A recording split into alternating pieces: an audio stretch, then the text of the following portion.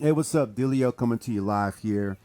And you saw the title. I too have been frustrated with Spotify. And here's my story thus far. What inspired this video is that I've been sort of just observing what's been going on YouTube. I saw the interview on DJ Payne's YouTube channel with Dame, Curtis King.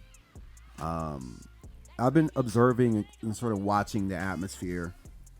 And a lot of times I sort of just observe. I don't really comment too much about it, but I thought I'd take a moment to speak on it on my platform and talk about my experience with Spotify.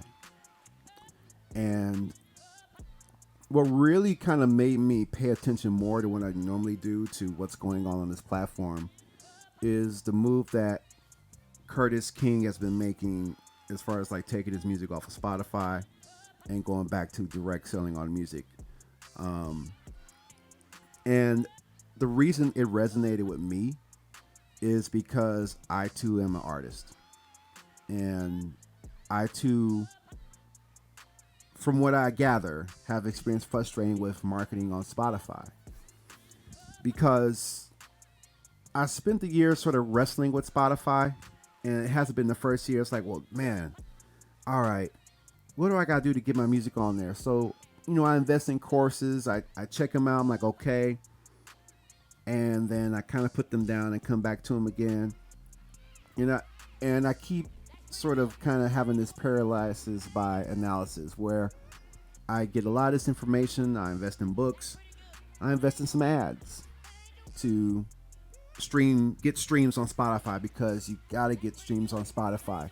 There's so much content. There's so much more content on getting your music on Spotify than getting traffic to your Bandcamp. And it's been a frustrating process for me. Of course, when you go on Spotify for artists, you see like these sort of blogs and tips. These are how you get more people to stream your music. But to be honest, it's been a very uphill battle for me. It's been more or less me sort of trying to fit in to the narrative of that Spotify is the place to be. People are streaming on there. And I ended up sort of ignoring and not really focusing on direct marketing. I focused less on these because I thought that these were irrelevant. But what I understood with CDs is that it enables people who really care or actually like you, that want to support you, and they may not even use CDs, but the fact that they just like you as a person, they actually will invest in these. And I was just looking online, like there's all kinds of different calculators of how much streams you would need to make what you make. So even if I sold a CD like this for $10 or a donation of $5, to get $10 worth of streams, it's like 4,500 streams. I can't even get 4,500 conversions on my ads, which leads me to another frustrating that I've had with marketing on Spotify. Like I've studied Andrew Software's course, and I'm watching that, but what's sort of kind of taking me back is, man, like from what I've seen from his studies on his course, that man, this guy has really invested. Now I believe he's made money on it. I don't know the full story, but where I struggled the most with is the amount of investment that he had to do to create the ads, create the copy, test, retest. And I definitely was frustrated because I didn't have that type of money to invest what I saw him doing. Totally.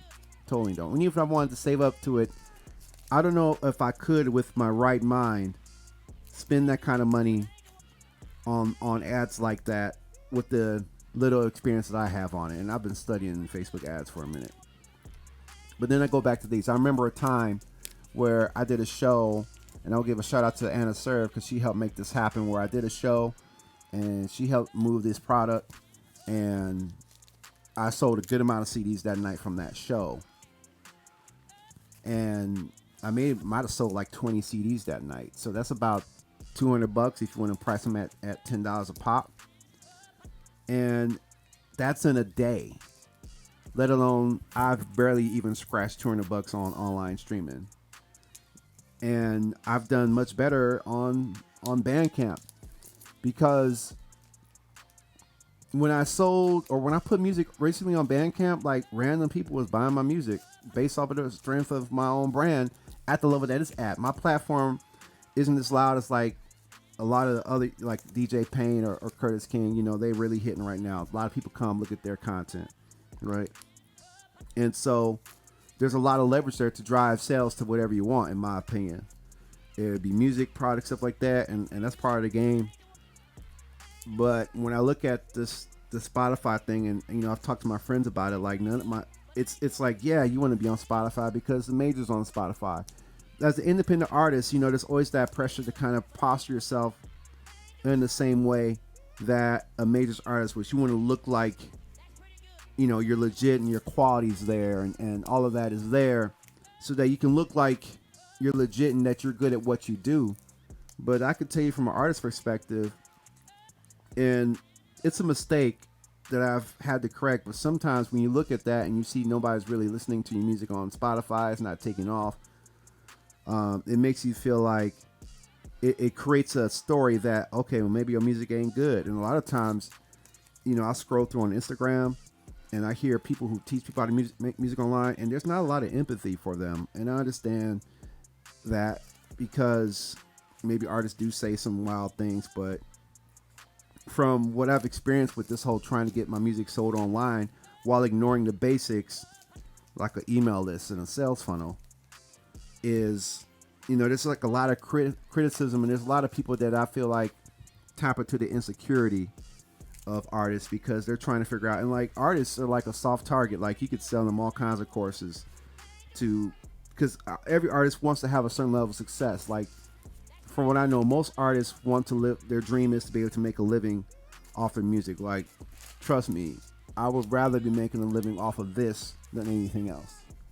And it's taken me longer than I would like to do that. And I'm not mad at the world. I'm just saying that there's probably more I need to learn, or there's probably some other things I need to revisit that I've put down based off me trying to understand and wrestle Spotify. Real talk, like I've spent more time studying Spotify and reading books on it, and you know, investing in some courses and things of that nature, and investing in playlisting and other things, that it's sort of like, man, what am I doing? What's the result? I can do all this hard work, but I'm still only getting 0.003 cents a stream. And that's their rule. That's their platform. That's what they chose. That's what they determined. They didn't ask me what I felt about that. I am a guest that is joining their platform through DistroKid to sell music on their platform. I get that.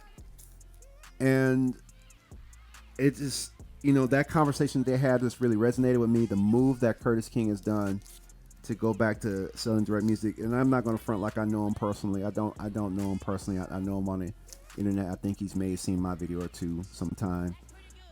I don't know him personally, so I don't know the full context, but what I am inspired by is saying, hey, you know, I'm tired of these rules and this mindset of the way kind of Spotify has been treating independent artists. And I don't know if, and I can't really say that Spotify is treating artists that way. It's just set up that you don't really get much in return.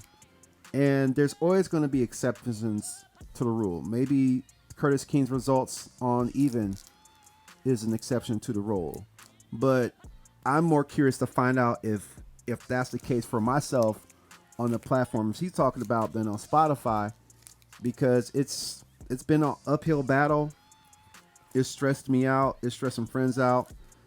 Seeing that year wrap up will cause me anxiety because my streams were so small, and I'm seeing other people's streams be like astronomically high.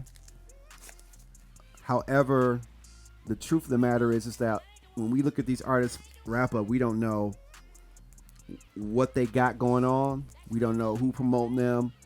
We don't know who botting. You can't bot these. I wish I could bot these and make $10 a pop.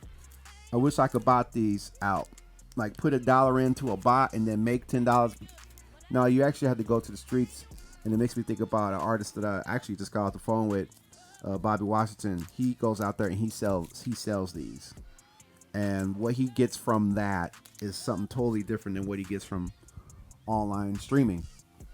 And it really does make me think a lot about this platform and where we're at right now. And it I'll just be real. Like, I've been really stressed out about it for a long time. And when you have something stressed out and you can't quite crack the code to it, then you try different things and you hear so many different opinions about it. One of the best things that I've been able to do is just stop. Like, all right, I'm not going to stop. I'm not going to go on here and just talk about how bad Spotify is, because it's not going to make me any difference other than provide a content piece for people to write or to watch. But I don't want to play that game. I'm taking a break from that game. And the reason I know that's a good idea is because when I put music on Bandcamp, people bought it. And so as far as per stream value, like, I got more per value for my work that way.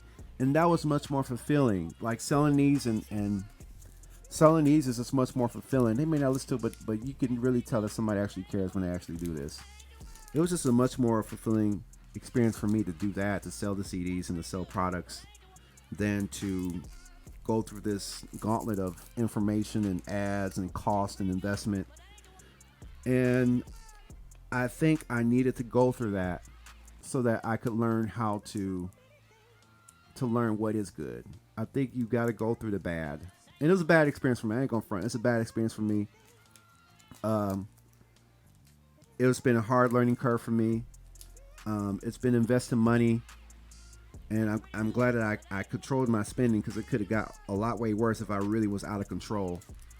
And it was a good learning experience for me to go through that process, to wrap my head around it, to see what the economy around Spotify is. Not only Spotify itself, but the marketer. Buy my course so you can get your streams up. Get on my playlist for this amount of time. You know, and so you're putting all this money out. But when I put a little bit of money out in this, I get more back. When I put a little bit of time and energy on my Bandcamp, I get more back. But when I put time and energy in the ads and then the top of the sales funnel and trying to get 1,000 people to my hype follow page on DistroKid, and then maybe out of 100 people, maybe 50 people out of that filter into Spotify. Hell, no, I ain't even like that. Maybe even 10 people out of 100 people. And that's if you got the conversions per clicks right and you're targeting right on Facebook. And so you got all these levels to it just to get to Spotify, to get streams. It's like, if I put more effort into doing this and making more of these and doing shows and doing events and creating something there and actually charging more for my art, like what Curtis talks about, like I appreciate that language. I like what Busy talks about, because he puts it all on the table for on his YouTube channel as far as sales funnels and how that works. I do believe it's more profitable, and the fact that my mom went on my bank, saw my lead on Facebook, right, and went to Bandcamp and spent $5 for one of my singles, just so that she could show some support. I think that's a big clue in all of this.